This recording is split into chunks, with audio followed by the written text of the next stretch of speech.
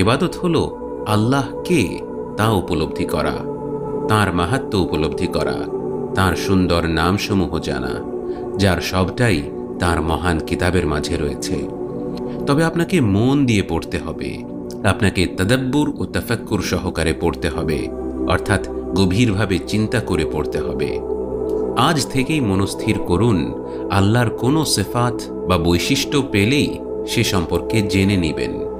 চেষ্টা করে দেখুন, আল্লাহর কোনো সিফাত উল্লেখ হলেই নিজেকে এর সত্যিকারের অর্থ এবং তাৎপর্য সম্পর্কে প্রশ্ন করুন, এবং আপনি আল্লাহর আসমা ওয়া সিফাত সম্পর্কে যত জ্ঞানই অর্জন করেন না কেন, তা এক প্রকাণ্ড মহাসাগরের মাঝে একটি ফোঁটা মাত্র। এবং এটা আমি কথার কথা বলছি না, এটাই সত্য। আমরা অবহেলায় ডুবে আছি।